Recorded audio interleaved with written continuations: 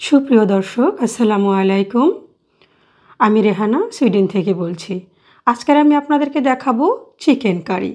কতটা মজার এবং কতটা সহজে তৈরি করা যায়, কতটা লোভনীয় সেটা আমি আপনাদেরকে দেখাচ্ছি। এটা ব্রয়লার মুরগি দিয়ে আমি তৈরি করে আপনাদেরকে দেখাচ্ছি চিকেন কারিটা। তাহলে আপনারা দেখুন এর প্রসেসিংটা কিভাবে আমি করি, কতটা সহজভাবে আপনাদেরকে আমি বুঝাইতে পারবো। ইনশাআল্লাহ চেষ্টা করব সহজভাবে দেখাবার জন্য। তো আমি প্রথমে ফ্রাই প্যানটা দিয়ে দিলাম, এখানে আমি তেল দিয়ে দিলাম। তেলটা গরম হওয়ার পরে আমি কিছু আলু দেবো। এখানে আলুগুলো আমি আগে ভেজে নেব। এখানে একটু লবণ দিয়ে দিলাম, আলুর সাথে হালকা একটু হলুদ দিয়ে দেবো। তারপরে আমি আলুগুলো একটু ভেজে নেব, লাল লাল করে একটু ভেজে নেব ভালোভাবেই। একটু এপিট ওপিট করে আমি আলুগুলো ভেজে উঠিয়ে নিলাম।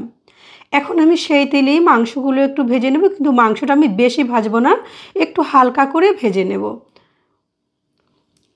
দেখেন আমি এই যে বেশি করে ভাজবো না, এপিট ওপিট অল্প করে ভেজে নেব। ভেজে আমি উঠিয়ে ফেলবো মাংসগুলো। খুব সহজভাবে আমি দেখাচ্ছি চিকেন কারিটা।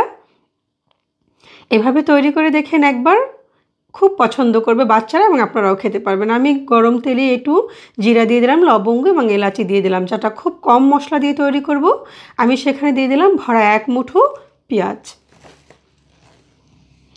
পেঁয়াজটা আমার এভাবে নরম হওয়া পর্যন্ত আমি অপেক্ষা করব। এদিকে আমি ম্যারিনেট করে নেবো মাংসটা। এখানে টক দই দিয়ে দিলাম 2 চামচ। আমি এখানে কাশ্মীরি লঙ্কার গুঁড়ো দিয়ে দিলাম কালার আসার জন্য 1 চামচ, ধনিয়ার গুঁড়ো দিলাম 1 চামচ, জিরার গুঁড়ো দিয়ে দিলাম আমি 1/2 চামচ, গরম মশলা দিলাম 1 চামচ এবং আমি নর্মাল মরিচের গুঁড়ো দিলাম 1/2 চামচ। এখন আমি এটাকে ভালো করে ম্যারিনেট করে রাখবো 10 মিনিট। হয়ে গেল আমার মাংসটা ম্যারিনেট করা। এখন আমি পেঁয়াজটা ভেজে নেব। এখানে আমি মশলা দেবো এক এক করে। আদা বাটা দিয়ে দিলাম আমি 1 চামচ, আদাটা ভালো করে ভেজে নেব। এরপরে আমি দিয়ে দিলাম রসুন বাটা 1 চামচ। প্রত্যেকটা মশলা আমি কষিয়ে নেব। আমি পেঁয়াজ দিয়ে দেবো এখানে 2 চামচ। আমি কিন্তু ওখানে ভাজা মাংসটা ম্যারিনেট করেছি, সেটা একটু খেয়াল করবেন। এরপর আমি হলুদের গুঁড়ো দিয়ে দিলাম আমি 1 চামচ। আমি কিন্তু ম্যারিনেট করার ভিতরে হলুদের গুঁড়ো দেইনি ওখানে। আমি এখানে লবণ দিয়ে দিলাম পরিমাণ মতন।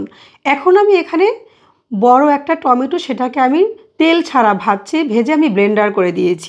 এটা কিন্তু কাঁচা টমেটো না। এখন আমি সেই আলুগুলো দিয়ে ভালো করে কষিয়ে নেব। এই টমেটোটা কিন্তু কাঁচা দেওয়া যাবে না, টমেটোটা ভেজে তেল ছাড়া ভাজবেন, তারপরে ব্লেন্ডার করেন অথবা বাটবেন, যেভাবে পারেন এটাকে।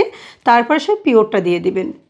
টমেটো পিওর আমি দিয়ে দিয়েছি। ওটা স্বাদটা এভাবেই আসবে।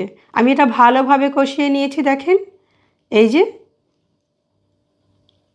এভাবে করে ধৈর্য সহকারে একটু কষাতে হবে। যখন কষানো হয়ে যাবে তখন মাংসগুলো আমি এখানে দিয়ে দেব। দেখেন ব্রয়লার মুরগির মাংস এভাবে যদি আপনারা রান্না করেন, আপনারা কেউ খেয়ে বলতে পারবেন না যেটা ব্রয়লার মুরগির মাংস। এটা এতটাই সুস্বাদু হবে চিকেন কারিটা। আপনারা এভাবে একবার তৈরি করে দেখবেন। আমি এভাবে করে প্রায় 10-15 মিনিট আমি কষিয়ে নেব।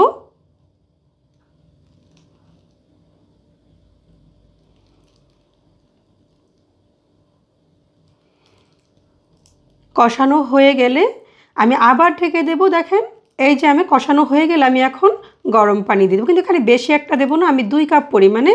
আপনারা হয়তো মাংসটা দেখলেই বুঝতে পারতেছেন আমি কতটুকু। এই যে মাংসটা প্রায় দেখা যাচ্ছে, অল্প করে আমি পানি দিয়েছি। দেখেন হয়ে আসছে আমার মাংসটা প্রায়। আমি কাঁচামরিচ দিয়ে দিলাম এখানে কয়েকটা আস্ত, ফ্লেভারটা আসার জন্য। আমি এখানে উপরে নামাবার আগে ধনিয়া পাতা দিয়ে দিলাম।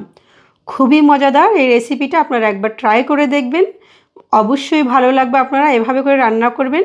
আমার সাথে এতক্ষণ আপনারা থাকার জন্য আপনাদেরকে অনেক অনেক ধন্যবাদ। যারা আমার চ্যানেলটাকে সাবস্ক্রাইব করেননি তারা অবশ্যই সাবস্ক্রাইব করবেন। যারা আমার ফেসবুক পেজ থেকে দেখতেছেন তারা আমাকে ফলো দেবেন প্লিজ।